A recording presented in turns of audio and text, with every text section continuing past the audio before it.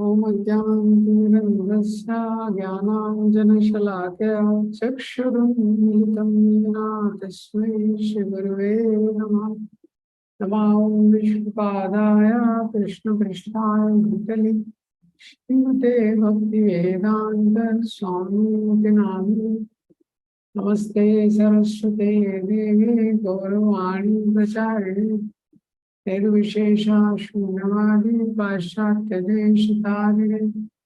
जय श्री कृष्ण चैतन्य प्रभु नित्यानंद श्री अद्वैत गदाधर श्रीवासादि गौर भक्त वृंद। हरे कृष्णा कृष्ण कृष्णा हरे हरे, हरे राम राम राम हरे हरे। हरे कृष्ण।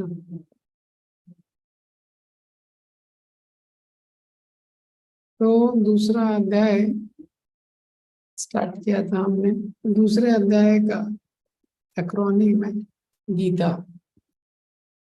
GITA। तो इससे हम उसको याद रख सकते हैं। इस अध्याय में 72 श्लोक है। जी फॉर गुरु। तो अर्जुन पहले अध्याय के एंड में विसृज्य सशरम चापम शोक संविघ्न मानसा। तो शोक में आके अर्जुन इतना शोकाकुल है, उन्होंने अपना गांडीव नीचे रख दिया। तो फिर वो क्या है, गुरु का आश्रय लेते हैं। तो 1 से लेके 10 श्लोक तक है। पहला चीज गुरु, सरेंडर टू गुरु। जब गुरु का आश्रय लेते हैं तो गुरु सबसे पहले बताते हैं, जो पहला ज्ञान देते हैं कि जीव का स्वरूप क्या है। आई फॉर आइडेंटिटी। तो हमारा आइडेंटिटी क्या है कि हम शरीर नहीं है, हम आत्मा है। तो वो 11 से लेके 30 तक है। और उसके बाद जब आइडेंटिटी के बारे में बता देते हैं कि हम शरीर नहीं है, हम आत्मा है, तो अब 2 चीज हो गई, एक है शरीर और एक है आत्मा। G for guru, I for identity, T for types of dharma या 2 टाइप्स ऑफ धर्म। एक अभी शरीर का धर्म, एक है आत्मा का धर्म। क्योंकि 2 चीजें हो गई, दोनों का धर्म निभाना पड़ेगा। तो शरीर का धर्म और आत्मा का धर्म। टी फॉर टाइप्स ऑफ धर्म, ए फॉर आत्माराम। तो अगर कोई दोनों धर्मों का अच्छे से पालन करेगा, जो शरीर का धर्म है और आत्मा का धर्म, तो उसको क्या प्राप्त होगा, आत्माराम। आत्माराम मीन्स वो फिक्स हो जाएगा कृष्ण कॉन्शियसनेस में। उसकी जो चेतना है वो कृष्ण भावना में फिक्स हो जाएगी। तो वो आत्माराम की क्या लक्षण है, वो 2.54 से 72 में बताया गया। तो ये चैप्टर है। तो पहला है जी। जब भी व्यक्ति क्राइसिस में होता है, गुरु का आश्रय लेता है 1 से लेके 10 तक। फिर 11 से लेके 30 तक है आई फॉर आइडेंटिटी। तो गुरु सबसे पहला ज्ञान देते हैं कि जीव का स्वरूप क्या है, कि वो शरीर नहीं है, वो आत्मा है, वो भगवान का दास है। तो अगर वो शरीर नहीं है, आत्मा है, लेकिन आत्मा इस शरीर में है, तो 2 प्रकार के धर्मों का निर्वाह करना पड़ेगा। वो तीसरा सेक्शन है टी फॉर 2 टाइप्स ऑफ धर्म, 31 से लेके 53 तक। तो एक शरीर का धर्म है जिसको बोलते हैं स्वधर्म, वो है 31 से लेके 38 तक। एक है आत्मा का धर्म, उसको बोलते हैं सनातन धर्म, वो है 39 से लेके 53 तक। और ये दोनों धर्मों का व्यक्ति अच्छे से निर्वाह करेगा तो उसको क्या प्राप्त होगा, वो बन जाएगा आत्माराम। आत्माराम मतलब वो कृष्ण भावनामृत में स्थित हो जाएगा। वो है 54 से 72। ठीक है, तो इतना याद रखिएगा आप लोग। तो अभी आज इसके शुरू के 5 श्लोक रिसाइट करेंगे। संजय वाच तम तथा कृपया विष्णु अश्रुपूर्णकुलेक्षणम् विषीदन्तमिदं वाक्यम् उवाच मधुसूदन। श्रीभगवानुवाच कुतस्त्वाकश्मलमिदं विस्मये समुपस्थितम् अनार्यजुष्टं मा स्वर्ग्यम् आकीर्तिकरमर्जुन। क्लैब्यं मा स्मगमा पार्थ नैतत्तमुपपद्यते शुद्रं मे दौर्बल्यं त्यक्तोत्तिष्ठ परन्तप। अर्जुन उवाच कथं भीष्माहं संघे द्रोणं च मधुसूदन ईशुभिः प्रतियोत्स्यामि पूजारावरिसूदन। गुरून् हत्वा हि महानुभावान् श्रेयो भोक्तुं भैक्षमपीह लोके हत्वार्थकामान् सुगुरूनिहैव भुञ्जीय भोगान् रुधिरप्रदिग्धान्। तो पहला जो श्लोक है इसका, संजय उवाचा। तो संजय ये श्लोक क्यों बोल रहे हैं, ये मैंने लास्ट टाइम बताया था।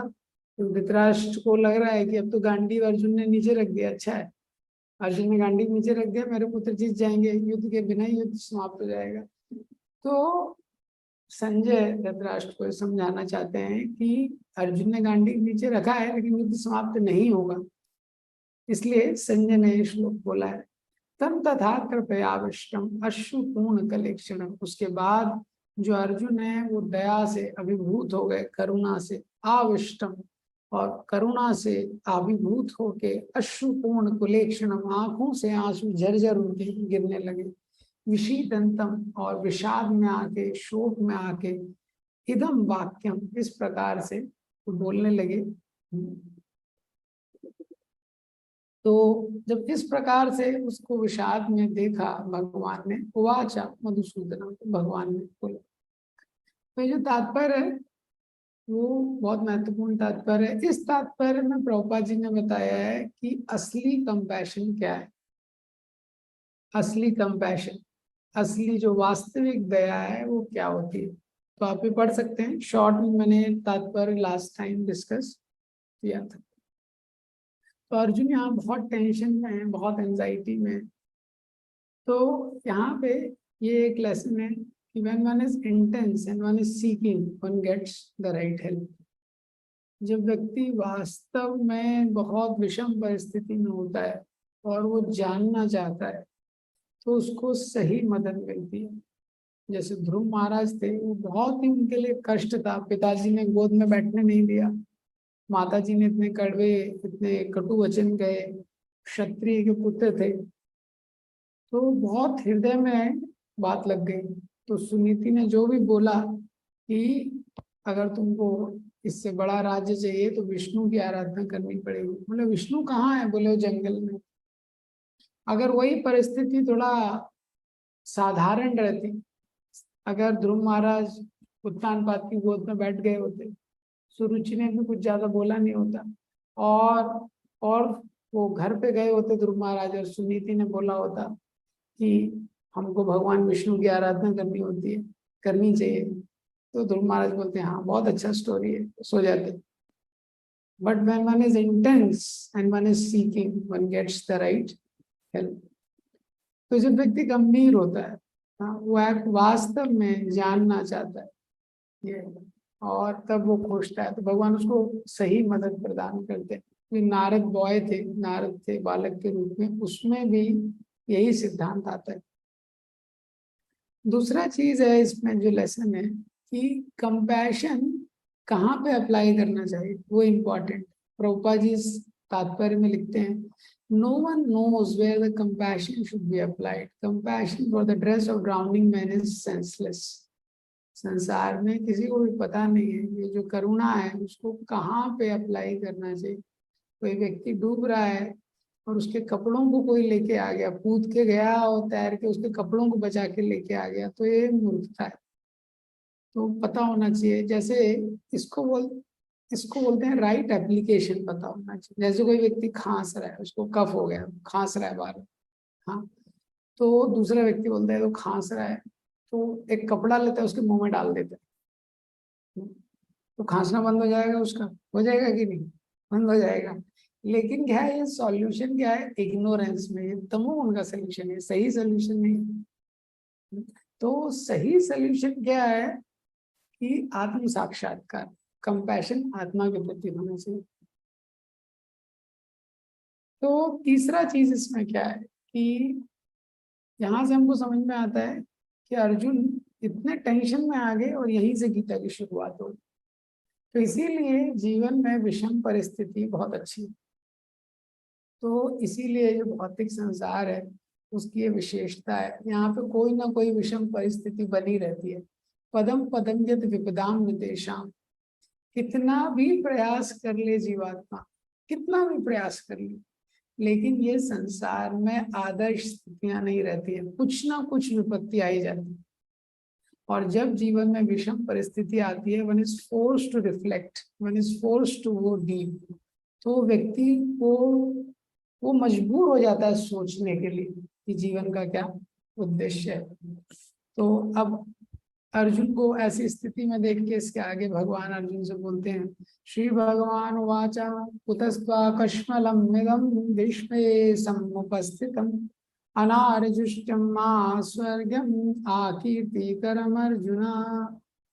तो यहाँ से भगवान बोलना शुरू करते हैं, श्री भगवान वाचा।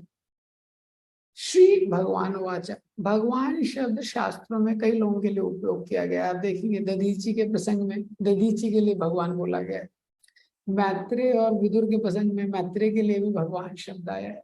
कोई भी कोई महान विभूति है, कोई बहुत ही पावरफुल, बहुत शक्तिशाली है, उसके लिए भी भगवान का उपयोग होता है, लेकिन श्री भगवान का उपयोग नहीं होता है।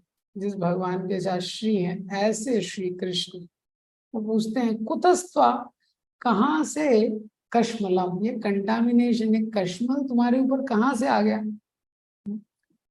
कश्मलम मीन्स तुम, ये युद्ध के समय में मोह तुम्हारे ऊपर कैसे आ गया, इसको भगवान बोल रहे हैं कश्मल, कंटामिनेशन। विश्व में समुपस्थित, ऐसी विषम परिस्थिति में ये उपस्थित हुआ है। अरे भैया, इतने समय से युद्ध की तैयारी चल रही है, तो पहले बता देते, युद्ध नहीं करना था, तो इतने समय से चल रहा था, ऐसी विषम परिस्थिति में तुम ऐसा बोल रहे हो। हाँ, वर्ल्ड कप का फाइनल मैच चल रहा है, हाँ, और फाइनल मैच का फाइनल ओवर है जिसमें डिसाइड होना है कौन सी टीम जीते। हाँ, और वो बॉलर बोलता है सीदंति माम गात्राणी मुखम चा परिशिष्यति, मेरे हाथ कांप रहे हैं। तो कैप्टन बोलेगा अरे ये लास्ट ओवर चल रहा है, इसमें ऐसा क्या बोल रहे। ऐसे ही भगवान बोल रहे हैं फाइनल मैच है। तो वो भगवान बोलते हैं अनार्य जुष्टम आस्वर्गम आकीर्ति करम अर्जुन। अनार्य जुष्टम, ये आर्यों को शोभा नहीं देता है। आर्य शब्द का अर्थ है जो कल्चर्ड लोग हैं, जो सिविलाइज लोग हैं, जो जो धर्म के पथ पे चलने वाले हैं, ऐसे लोगों को ये शोभा नहीं देता है। तुम क्षत्रिय धर्म का पालन नहीं कर रहे हो। आ स्वर्गम, इससे तुमको स्वर्ग नहीं मिलेगा अगले जन्म में। आ कीर्ति करम, और इस जन्म में तुम्हारी कीर्ति नहीं होगी। तो भगवान अर्जुन को तीन कारण बता रहे हैं कि जो भी तुम कर रहे हो ये ठीक नहीं है, ये जो तुम एक्शन ले रहे हो, जो स्टेप ले रहे हो, तीन तरह से ये ठीक नहीं है। क्यों ठीक नहीं है? It is unfitting in three ways, for what you are, for what you get in this life, for what you get in next life. तो भगवान बोलते हैं तुम आर्य हो, तो तुमको ये शोभा नहीं देता। कोई और क्षत्रिय युद्ध छोड़ दे अलग है, लेकिन तुम पार्थ हो, तुम अर्जुन हो, तुम आर्य हो, सिर्फ तुमको शोभा नहीं देता। दूसरा, इस जीवन में जो तुमको मिलेगा और अगले जीवन में मिलेगा, ये अगर तुम सोचोगे तो भी तुमको समझ में आएगा कि ये निश्चित, ये तुम्हारा जो डिसीजन है गलत है। क्यों? इस जीवन में तुमको क्या मिलेगा? इस जीवन में इनफेमी, लोग अपयश, वो लोग बोलेंगे वो अर्जुन भाग गया, डर के भाग गया वो युद्ध से, लोग बोलते रहेंगे, आएगा इस चैप्टर में आगे। और इस जन्म के बाद मृत्यु होगी, मृत्यु के बाद जो क्षत्रिय है अगर हार भी गए युद्ध में, मृत्यु हुई तो स्वर्ग मिलता है, तो तुमको स्वर्ग भी नहीं मिलेगा। तो इस जन्म में भी दुख है और अगले जन्म में भी तुमको दुख है। तो कोई भी व्यक्ति संसार में, they want these three things. People want to be happy here, people want to be happy in next world, and people want respect. तो पहले के लोग ऐसा काम करते थे। तो हर कोई ये संसार में सुखी रहना चाहता है, अगली जो गति है उसको भी अच्छा करना चाहता है, और हर कोई सम्मान चाहता है। तो भगवान बोल रहे हैं तुमको यहाँ भी दुख होगा, यश मिलेगा नहीं, लोग इल फेमी फैलेगा, और इसके बाद तुम जाओगे वहां पे आने वाले मृत्यु के बाद भी तुमको स्वर्ग नहीं मिलेगा। तो हर एंगल से ये तुम्हारे लिए ठीक नहीं है। हर कोई व्यक्ति जिसके तुम इस संसार में भी सुखी नहीं रहोगे, आगे भी सुखी नहीं रहोगे। प्रभुपाद जी ने तात्पर्य लिखा है, देखेंगे बहुत विशेष तात्पर्य है प्रभुपाद जी का, बहुत बड़ा तात्पर्य है। यहाँ से प्रभुपाद जी शुरू कर रहे हैं, लगभग भगवान ने यहाँ बोलना शुरू किया है। तो तात्पर्य में मैक्सिमम एक्सप्लेनेशन, अगर ये परपोर्ट को हेडिंग देना है तो हेडिंग यही देना पड़ेगा, श्री भगवान उवाच। क्योंकि श्लोक के बारे में तो लास्ट पैराग्राफ में ही बोला है प्रभुपाद जी ने तात्पर्य में, श्री भगवान उवाच, पहली बार भगवान बोल रहे हैं तो प्रभुपाद जी उसको ही एक्सप्लेन करते पूरे तात्पर्य में। तो भगवान को पहले स्थापित करते हैं। प्रभुपाद जी हमेशा ये बोलते थे गीता स्पेशल है क्योंकि वो भगवान ने बोली है। कोई भी व्यक्ति कुछ भी बोलेगा उसको कोई वैल्यू नहीं है। प्रभुपाद जी से कोई भी चर्चा करता तो बोलता था स्वामी जी आई थिंक, प्रभुपाद जी बहुत गुस्सा हो जाते थे। प्रभुपाद जी बोलते थे व्हाट यू आर, अरे तुम्हारी थिंकिंग का क्या वैल्यू है, क्या तुम सोच रहे हो, मैं ऐसा सोचता हूँ, मैं ऐसा मानता हूँ। तो प्रभुपाद जी उसको बहुत बहुत उसको धोते थे ऐसे व्यक्ति को। और यहाँ पे प्रभुपाद जी ने इसलिए तात्पर्य में सबसे पहली चीज जो स्थापित की है वो वही है, क्या कि श्री भगवान ने, कोई साधारण व्यक्ति नहीं बोल रहा है। गीता की विशेषता है क्योंकि वो भगवान के मुख से आ रही है। तो श्री भगवान कौन है उसको एक्सप्लेन किया है। तो सबसे पहले बताया है वदन्ति तत्त्वविदस् तत्त्वं यज्ञानमद्वयं ब्रह्मेति परमात्मेति भगवान इति शब्दते। तो जो एब्सोल्यूट ट्रुथ होता है वो तीन अवस्थाओं में रहता है, ब्रह्मेति, परमात्मेति और भगवान इति शब्दते। उसी एक परम सत्य को ब्रह्म बोलते हैं, उसी को परमात्मा बोलते हैं और उसी को भगवान बोलते हैं। उसी एक परम सत्य की तीन अनुभूतियां हैं। तो ब्रह्म मतलब प्रभुपाद जी ने उदाहरण दिया है, जैसे सूर्य रहता है तो सूर्य की जो रोशनी है वो ब्रह्म ज्योति, वो ब्रह्मन के समान है। और उसके बाद अगर कोई सूर्य का जो डिस्क है, सूर्य प्लैनेट में जाता है तो वो क्या हो गया, परमात्मा हो गया। अब वो सूर्य प्लैनेट का कोई एक सूर्य देखता भी है तो वो भगवान हो गया। दूसरा उदाहरण प्रभुपाद जी देते थे, जैसे कोई पहाड़ है, एकदम दूर से देखेंगे तो केवल पहाड़ का एक आकार दिखेगा बाहरी, वो ब्रह्म, ब्रह्म वाला अंडरस्टैंडिंग। और पास में जाएंगे तो दिखेगा उसमें बहुत सारे पेड़ वेड़ लगे हैं, तो परमात्मा का अंडरस्टैंडिंग। और एकदम उसके पहाड़ के ऊपर चले जाएंगे तो देखेंगे उसके ऊपर घर है, उसके ऊपर लोग रह रहे हैं, ये भगवान का अंडरस्टैंडिंग। सिद्धांत का मतलब क्या है, तीनों ही परम सत्य की अनुभूति है लेकिन डिग्री अलग अलग है। तो ब्रह्म में केवल एक चीज, एक एस्पेक्ट पता चल रहा है सूर्य का, रोशनी का, हाँ, लेकिन परमात्मा में और एक एस्पेक्ट ऐड हो जाता है और भगवान में और एक एस्पेक्ट ऐड हो जाता है। तो डिग्री अलग अलग ये। तो सत चित आनंद जैसे बोला गया है, तो तीनों तीनों शाश्वत हैं, लेकिन ब्रह्म में सत है, परमात्मा में सत और चित है, और भगवान में सत और चित और आनंद, ये तीनों है। तो प्रभुपाद जी ये तीनों को एक्सप्लेन करते हैं कि ये परम सत्य की अनुभूति तीन तरीके से होती है। और उसके बाद दूसरे पैराग्राफ में एक्सप्लेन करते हैं कैसे ब्रह्म, परमात्मा और भगवान में क्या अंतर है। फिर तीसरे पैराग्राफ में भगवान शब्द की व्याख्या करते हैं। तो पराशर मुनि ने ये परिभाषा दी है कि भगवान किसको बोलते हैं, ऐश्वर्यस्य समग्रस्य वीर्यस्य यशसा श्रिया। ऐश्वर्य, शक्ति, बुद्ध, ऐश्वर्यस्य समग्रस्य वीर्यस्य यशसा श्रिया। धन, शक्ति, यश, सौंदर्य, ज्ञान और त्याग, ये 6 चीजें। समग्रस्य, समग्रस्य शब्द का अर्थ है पूर्ण रूप से जिसमें रहती है। इस संसार में इनमें से कोई एक ऐश्वर्य या एक या दो ऐश्वर्य कुछ एक थोड़ी मात्रा में किसी जीव के पास रहता है। किसी कोई ये नहीं बोल सकता ऐश्वर्य से समग्रस्य। बिल गेट्स धनी हो सकता है पर वो ये नहीं कह सकता कि सारा धन मेरे पास है। लेकिन जो समग्र रूप से ये सारे ऐश्वर्यों को धारण करते हैं वो भगवान है। तो इसीलिए भगवान के समान और उनसे ऊपर और कोई भी नहीं हो सकता। प्रभुपाद जी ने तात्पर्य में लिखा है ब्रह्मा, शिव या नारायण सहित कोई भी कृष्ण के समान ऐश्वर्यपूर्ण नहीं है। और इसी चीज को प्रभुपाद जी एक्सप्लेन करने के लिए ये श्लोक फिर उसके आगे कोट करते हैं, ईश्वरा परम कृष्णा सच्चिदानंद विग्रह अनादिरादिर गोविंद सर्व कारण कारणम। तो आप देखेंगे प्रभुपाद जी का तात्पर्य बहुत सिस्टमैटिक वे में चल रहा है।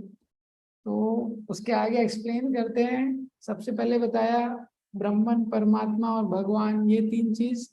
उसके बाद उन्होंने बताया कि इन तीनों में भी भगवान है, जो मैक्सिमम जो अंडरस्टैंडिंग मिलती है वो भगवान में मिलती है।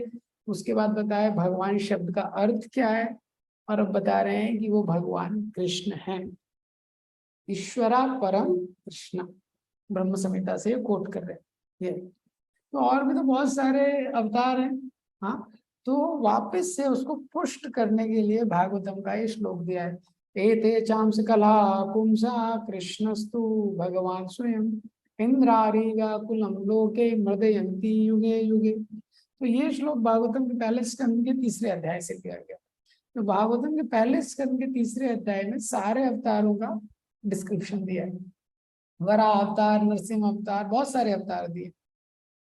उसके बाद ये श्लोक बोला गया है जिसमें सुखदेव गोसाई बोलते हैं, एते चाम्स कला पुंसा। ये अभी तक जो मैंने बताए हैं, ये कला या पुंसा, ये कला या एक्सपेंशन किसके, कृष्ण स्तु।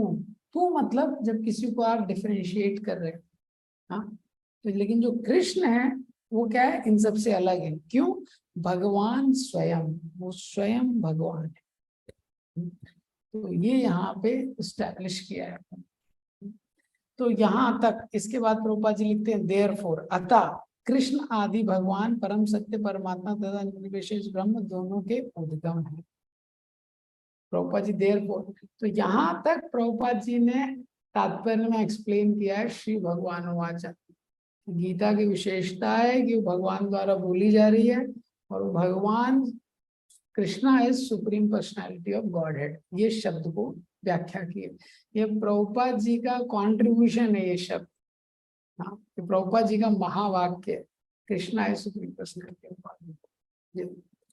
तो ये श्लोक में भगवान यहाँ से बोलना शुरू करते हैं। इसके बाद प्रभुपाद जी ने आर्य शब्द की व्याख्या की है थोड़ा बहुत ये। तो ये श्लोक में बलदेव विद्याभूषण बोलते हैं कि यहाँ से भगवान अभी टीचर का पोजीशन ले रहे हैं ना, तो शिक्षक का काम है अभी स्टूडेंट को थोड़ा करेक्ट करना पड़ेगा। तो इसीलिए भगवान यहाँ से अर्जुन को थोड़ा सा चेस्टाइज करना, उनको समझाना शुरू करते हैं। क्लैब्यम संगमा पार्था न तत्तपद्यते शुद्रम हृदय दौर्बल्यम त्यक्तोत्तिष्ठ परंतपा। क्लैब्यम, तो अर्जुन को भगवान बोलते हैं, हे प्रतापुत्र, क्लैब्यम नपुंसकता को तुम कैसे प्राप्त हो गए, माँ संगमा पार्था। हाँ, माँ सम, माँ मीन्स मत, इस नपुंसकता को तुम प्राप्त मत हो। ना एतत् त्वयि उपपद्यते, ये तुमको शोभा नहीं देती। उपपद्यते, शोभा देना, त्वयि मतलब तुमको। भगवान अर्जुन को बोल रहे हैं तुम ऐसे नपुंसकता को प्राप्त मत हो, ये तुमको शोभा नहीं देती। शुद्रम हृदय दौर्बल, ये शुद्र हृदय की जो दुर्बलता है, त्यक्तो, इसको त्याग दो। उत्तिष्ठ परंतपा, और उठो। परंतपा, हे शत्रु का दमन करने वाले अर्जुन, युद्ध करो। तो ये बहुत बड़ा श्लोक है, क्योंकि भगवान अर्जुन को बोल रहे हैं क्लैब्यम। क्लैब्यम का इंग्लिश में मतलब है इम्पोर्टेंट। भगवान बोल रहे हैं क्लैब्यम में नपुंसकता को तुम प्राप्त हो रहे। तो अर्जुन जैसे शक्तिशाली व्यक्ति के लिए बहुत मुश्किल है ये सुनना। कोई क्लास का टॉपर है, हाँ, कोई क्लास का टॉपर है, डिस्ट्रिक्ट टॉपर है, सपोज ऑल इंडिया टॉपर है, हाँ, उसको कोई बोल दे, किसी व्यक्ति को पता है, उसको कोई बोल दे, अरे दिमाग दिमाग है कि नहीं, तो बहुत उसको हर्ट हो जाएगा। कोई व्यक्ति है वो 3-4 सब्जेक्ट में फेल रहता है, उसको कोई बोल दे दिमाग नहीं है, तो इतना सीरियसली नहीं लेगा, थोड़ा बुरा उसको भी लगेगा। लेकिन कोई ऑल इंडिया टॉपर, उसको कोई बोल दे, अरे ऊपर वाला खाली है क्या तुम्हारा दिमाग। ऐसे ही अर्जुन जैसे शक्तिशाली व्यक्ति को, जिसके पास इतने मेडल्स हैं, शिव जी को युद्ध में हराया हुआ है उसने, इसी देवताओं को सपोर्ट किया, भगवान बोल रहे हैं तुम इस नपुंसकता को कैसे प्राप्त कर रहे हो। बहुत हैवी वर्ड है भगवान के। भगवान बोल रहे हैं तुमको शोभा नहीं देता है इस तरह की चीज, तो अर्जुन, विश्वनाथ चक्रवर्ती ठाकुर यहाँ पे क्या लिखते हैं, तो अर्जुन बोलते हैं अरे नहीं नहीं, आप ये मत सोचो कि ये मेरी कायरता है। हाँ, ये तो मैं धर्म के बारे में सोच रहा हूँ। हाँ, और मैं धर्म के बारे में सोच रहा हूँ, और विवेक बुद्धि द्वारा मैं भीष्म और द्रोण का सम्मान करना चाहता हूँ। ये मेरा विवेक है, ये मेरा डिस्क्रिमिनेशन। और जो धृतराष्ट्र के पुत्र हैं, इनके प्रति मेरी दया है, ये मेरी कायरता नहीं है।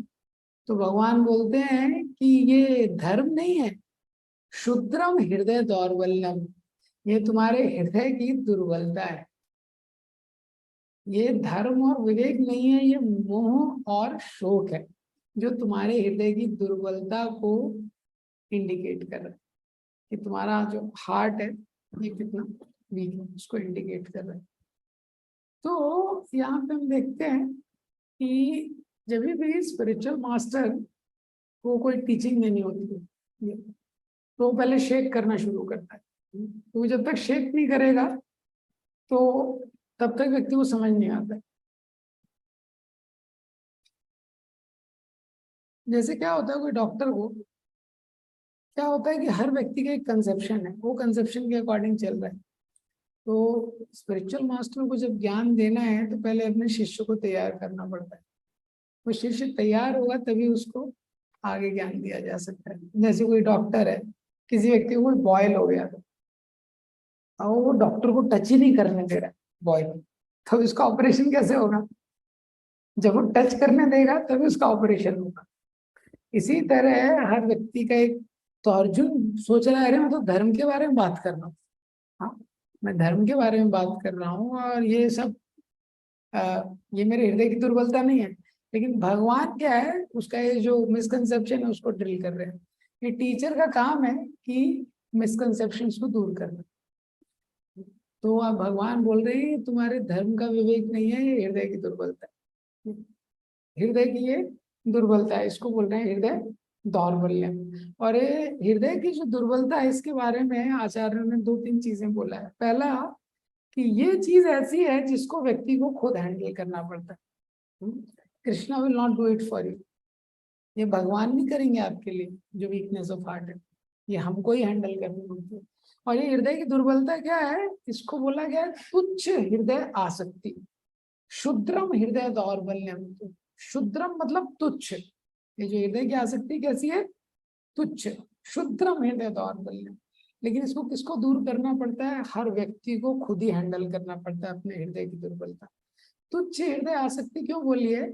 क्योंकि जो वस्तु है जिसके प्रति आसक्ति है वो तुच्छ है, लेकिन आसक्ति बहुत ग्रेट है। द थिंग्स आर पेटी, the attachment is very great. इस संसार में आप देखिए, वो चाय नहीं छोड़ पाता है। हाँ, तो चाय क्या है, तुच्छ है, लेकिन उसकी आसक्ति चाय के प्रति बहुत ज्यादा है, वो महान है। आसक्ति बहुत उसकी ज्यादा है। इसी तरह कोई अखबार नहीं छोड़ पाता है, अखबार पढ़ना। तो अखबार कोई बड़ी चीज नहीं है, 2 रुपए का अखबार आता है, वो तुच्छ है, लेकिन उसकी आसक्ति अखबार के प्रति बहुत ज्यादा है। इसी तरह इंडिया में गुटखा नहीं छोड़ पाते हैं लोग। तो भगवान बोल रहे हैं तुच्छ हृदय आसक्ति, petty weakness of heart. Things are petty but the attachment is great. तो इस संसार में हर व्यक्ति को देखना होता है कि क्या 15 चैप्टर के लास्ट परपोर्ट में प्रभुपाद जी ने इस चीज को एक्सप्लेन किया। 15वें अध्याय के लास्ट चैप्टर परपोर्ट में। तो ये दो चीजें होती हैं, ये व्यक्ति को हैंडल करनी होती है। तो इस हृदय की दुर्बलता को हैंडल करने के लिए दो चीजें उसको हेल्प करती हैं। पहला है उसका दृढ़ निश्चय, डिटर्मिनेशन, और दूसरा है उसका कनेक्शन, उसका कनेक्शन।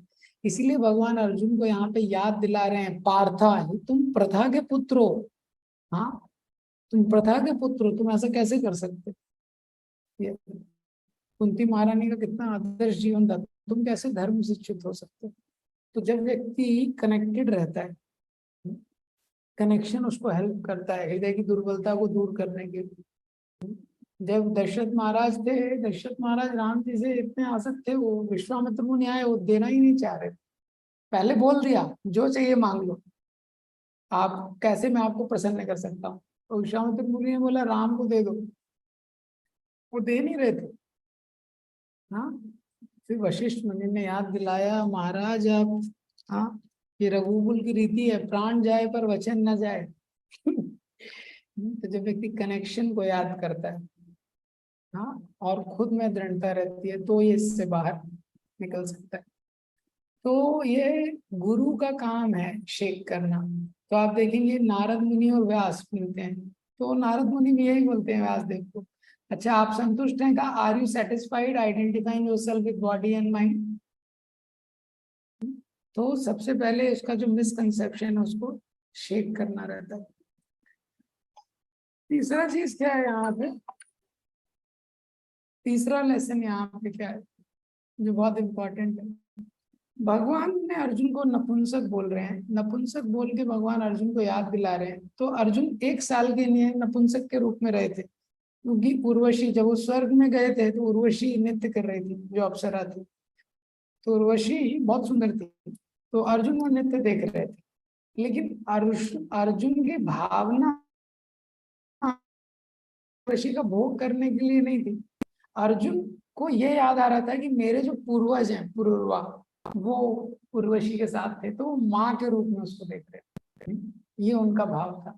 तो लेकिन जब उर्वशी के बाद उनसे मिलती है, उनसे संग का प्रपोजल देती है, तो अर्जुन बोलते हैं मैंने तो आपको माँ की दृष्टि से देखा है। तो उर्वशी श्राप दे देते हैं कि आप नपुंसक हो जाओगे।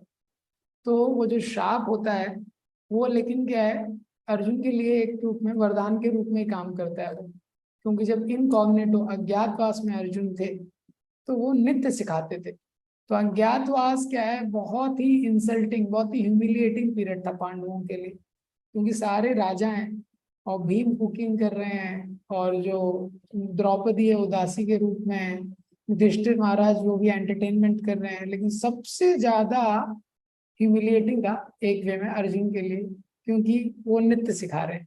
जो इतना शक्तिशाली व्यक्ति है तो वो डांस कोरियोग्राफर बन गए। लेकिन यहाँ पे ये बताया गया है कि जो अर्जुन थे वो धर्म के मार्ग पे स्थित थे, तो जो कर्ज था वो भी यूज हो गया।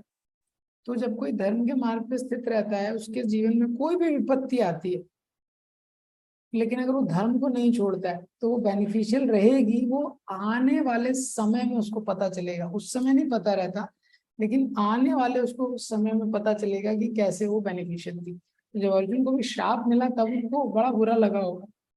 तो इसी तरह जीवन में हमको धर्म का सहारा नहीं छोड़ना चाहिए। प्रभुपाद जी ने फर्स्ट कैंटो के 9 चैप्टर में जब भीष्म पितामह ये बोल रहे हैं, अहो कष्टम अहो न्यायम यदि यूयं धर्मनंदना जीवितुम नरहता क्लिष्टम विप्रधर्माच्युताश्रिय।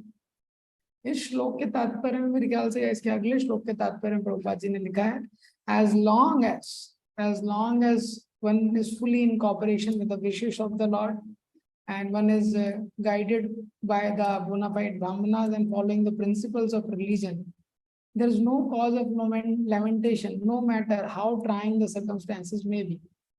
जब तक कोई व्यक्ति ये 3 सिद्धांतों का पालन करता है, विप्र धर्म अच्युत, इन तीनों का आश्रय ले रहा है कोई, मतलब भगवान का आश्रय ले रहा है, उसका जीवन गाइडेड है और धर्म के सिद्धांत पे चल रहा है, कितनी भी विषम परिस्थिति आ जाए उसको शोक करने की जरूरत नहीं है, क्योंकि विषम परिस्थिति भगवान के शुद्ध भक्त जो पांडव है उनके जीवन में इतना चल रहा है, तो हम लोग क्या भक्त हैं उनके कंपैरिजन में। तो धर्म हमेशा हेल्प करता है। तो आनंद वृंदावन प्रभु जी एग्जाम्पल बताते हैं अपनी लाइफ का। हर्षद मेहता आपने सुना होगा शायद, ना यही है शायद एग्जाम्पल। तो उसने हर्षद मेहता का एक स्कैम हो गया था, उसने एक स्कैंडल कर दिया था बहुत बड़ा, हर्षद मेहता स्कैम आपने सुना होगा। तो उस टाइम पे प्रभु जी बताते हैं कि ये उनके साथ थे स्टॉक एक्सचेंज में, और उसने प्रभु जी को ऑफर दिया था कि आप हम लोग साथ में आ जाते हैं और बहुत पैसा हो जाएगा, कुछ तो उसका टेक्निक था, बहुत शॉर्ट टाइम में बहुत पैसा हो जाएगा, ऐसा करें। मेरे को पूरा डिटेल याद नहीं है। तो उसके बाद उन्होंने भक्ति रसामित महाराज से, जो उस समय देवामित प्रभु थे, उनसे पूछा, तो प्रभु जी ने बोला कि नहीं, ये धर्म के अकॉर्डिंग नहीं इसका। तो प्रभु जी आनंद नापुर ने उसको मना कर दिया। और उसके बाद वो इतना रिच हो गया, इतना पैसा उसने कमा लिया, वो जो टेक्निक बता रहा था बहुत सक्सेसफुल हो गया। और फिर जब भी ये उसकी वो कभी कुछ फंक्शन में कुछ में बुलाता था तो प्रभु जी जाते थे, वो बोलता था देखो मैंने तुमको उस समय ऑफर दिया था। हर बार ऐसे होता था, मैंने तुमको इस समय ऑफर दिया था, तुम आ जाते तो कितना अच्छा रहता। देखो हम लोग कितना सक्सेसफुल हो गए, ये हो गया वो हो गया, ऐसा। और उसके लेकिन ये सब 1-2 साल चला, फिर 2 साल बाद वो स्कैम पकड़ा गया, जिसको हर्षद मेहता स्कैम बोले, न्यूज में बहुत बड़ा स्कैम। उसके बाद वो जेल चला गया। वो जब जेल चला गया उसके बाद प्रभु जी ने यह एग्जाम्पल क्लास में कोट किया, कैसे जब हम लोग धर्म का पालन करते हैं उस समय नहीं पता चलता, हाँ, लेकिन आगे हमको ये लाइफ में हेल्प करेगा। इसके बाद अर्जुन बोलते हैं, कथम भीष्माहं संख्ये द्रोणं च मधुसूदन ईशुभिः प्रतियोत्स्यामि पूजारव वरिसूदना। अर्जुन बोलते हैं, कथम भीष्म, हे मधुसूदन, हे शत्रुओं को मारने वाले, हे अरिसूदन जो शत्रुओं का दमन करने वाले मधुसूदन आप हैं, कथम मैं कैसे, भीष्म सा अहम संख्य इस युद्ध भूमि में, भीष्मम द्रोणम च भीष्म और द्रोण के ऊपर ईशु भी ये बाणों का प्रहार मैं कैसे कर सकता हूँ। प्रतियोत्स्यामि पूजा रव अरिसूद, तो पूजा करने के योग्य है भीष्म और द्रोण, मैं इनके बाणों का प्रहार कैसे कर सकता हूँ। तो प्रभुपाद जी ने भी तात्पर्य में लिखा है कि शास्त्रों के अकॉर्डिंग तो जो बड़े लोग रहते हैं तो सम्माननीय है, पूजा करने के योग्य, तो इनको मारेंगे तो ये तो गलत है। तो भगवान बोलते हैं लेकिन ये लोग भी तो तुम्हारे सामने युद्ध में खड़े हुए हैं ना। तो अर्जुन बोल रहे हैं, तो भगवान बोलते हैं, विश्वनाथ चक्रवर्ती ठाकुर ये लिखते हैं, भगवान अर्जुन को बोल रहे हैं ये भी तो तुम्हारे सामने युद्ध कर रहे हैं, तो तुम क्यों नहीं कर सकते। तो अर्जुन बोल रहे हैं ये कर रहे हैं लेकिन मैं नहीं कर सकता। क्यों नहीं कर सकता, बिकॉज पूजा रब परिशुद्धना, ये मेरी पूजा के पात्र हैं, इनके चरणों में मुझे फूल अर्पण करने चाहिए। आप बोल रहे हैं इन पे बाण चलाओ, तो ये कैसे होगा। और अर्जुन भगवान को बोल रहे हैं, अच्छा आपका नाम भी तो अरिसूदन है ना, शत्रुओं को मारते हैं ना। हाँ, आपने कभी सांदीपनी को मारा है क्या, सांदीपनी मुनि को या उग्रसेन को। अर्जुन भगवान को क्वेश्चन कर रहे हैं। तो यहाँ पे ये एक सिद्धांत है कि ये ईगो का नेचर है, वो सेल्फ डिफेंस करता है। ईगो का क्या नेचर है, वो सेल्फ डिफेंस करता है। तो कोई भी चीज अगर कोई व्यक्ति बोल रहा है ना, और जो लेने वाला व्यक्ति है वो लेने के लिए तैयार नहीं, तो वो दूसरे को क्वेश्चन कर देता है, अच्छा तुमने किया है क्या ऐसे जो मेरे को बोल रहे हो। तो भगवान को, अर्जुन भगवान को बोल रहे हैं, अच्छा आप मारते हैं क्या, मेरे को भीष्म द्रोण को मारने बोल रहे हैं, आपने कभी सांदीपनी को मारा है। आपका नाम तो अरिसूदन है, आप तो केवल शत्रुओं को ही मारते हैं। तो ये ईगो का नेचर होता है जिसको बोलते हैं सेल्फ डिफेंस। तो यहाँ पे अ, यहाँ पे ये एक सिद्धांत है। अर्जुन बोल रहे हैं कि कथम मतलब मैं कैसे युद्ध कर सकता हूँ। बेसिकली अर्जुन बोल रहे हैं how can I fight, how can I fight मतलब आई कैन नॉट फाइट, मैं कैसे युद्ध कर सकता हूँ मतलब मैं युद्ध नहीं कर सकता। कुल मिला के अर्जुन बोल रहे हैं कि मैं युद्ध नहीं कर सकता। तो जब ये हॉस्पिटल में कोई पेशेंट एडमिट होता है, तो जब तक वो पेशेंट को पहले चेक किया जाता है, हाँ पेशेंट को चेक करते हैं कि इसका ठीक है भाई, इसके जो भी बहुत सारे पैरामीटर रहते हैं, ब्लड कैसा है, हीमोग्लोबिन कैसा है, उसमें प्लेटलेट कितने हैं, सब चीज हेल्दी है कि नहीं। जब सारा चीज हेल्दी रहता है तभी ऑपरेशन करते हैं, तभी ऑपरेशन सक्सेसफुल होगा। इसी तरह जो ज्ञान की परंपरा है ये भी ऐसे ही, आध्यात्मिक ज्ञान केवल यूट्यूब में लेक्चर सुनने से इस सबसे हमको प्राप्त नहीं हो सकता। तो गुरु के माध्यम से शिष्य को ज्ञान प्राप्त होता है, वो कब होता है जब शिष्य का शरणागति का भाव रहता है। आप देखते हैं चित्रकेतु महाराज के पास अंगिरा मुनि गए, और अंगिरा मुनि, नारद मुनि उनको थोड़ा प्रवचन देना चाहते थे, लेकिन चित्रकेतु महाराज प्रवचन नहीं चाहते थे, वो पुत्र चाहते थे। वो पुत्र चाहते थे, तो ये लोग प्रवचन दे रहे थे, वो पुत्र चाहते थे, तो उन्होंने प्रवचन थोड़े में ही बंद कर दिया, दिया नहीं ज्यादा प्रवचन। तो उन्होंने बोला नारद मुनि ठीक है आपको पुत्र हो जाएगा, लेकिन ना हर्ष और शोक दोनों का कारण बनेगा। तो हर्ष शोक नाम का एक पुत्र हो गया, तो हर्ष शोक नाम का पुत्र हो गया। अब पुत्र हो गया, पुत्र का थोड़े टाइम आपको पूरा स्टोरी पता है, उसका मृत्यु हो गया बाद में। जब मृत्यु हो गया तो इतना कष्ट हुआ चित्रकेतु महाराज को।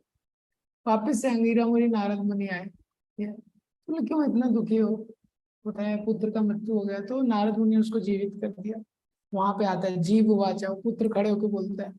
नारद मुनि बोलते तुम कहाँ चले गए, बोले कहाँ के चले गए, मैं तो अपनी यात्रा में हूँ। मेरे कर्मों के अनुसार मैंने यहाँ जन्म लिया, उससे पहले इतने माता पिता के मैंने सेट बदले हैं। तो जब उस उनके पुत्र ने ऐसा प्रवचन किया तो उनका पूरा मोह चला गया चित्रकेतु महाराज का। फिर अंगिरा मुनि ने लेक्चर दिया। तो लेक्चर के पहले वास्तव में इंटरनल सेटिंग सही होगी, तभी व्यक्ति लेक्चर को रिसीव कर सकता है। इसलिए हमारे इस्कॉन टेम्पल में सिस्टम रहता है, पहले कीर्तन होता है, तो कीर्तन में व्यक्ति थोड़ी देर बैठता है, फिर प्रेयर्स होती हैं, ये तो थोड़ा थोड़ा सेटिंग करने की। वास्तव में उसका रेडी नहीं है अगर, तो यहाँ पे अर्जुन बोल रहे हैं कि एकदम से अर्जुन को बहुत हैवी लग रहा है। अर्जुन बोल रहे हैं वो क्या करने आप बोल रहे हो, आपने भी ऐसे किया नहीं, ये तो मैं ये नहीं कर सकता। तो अब क्यों अर्जुन नहीं करना चाहते हैं ये, और उसको आगे एक्सप्लेन करेंगे, तो उसको कल देखेंगे। ग्रंथराज भगवद गीता। जय श्री प्रभुपाद। जय।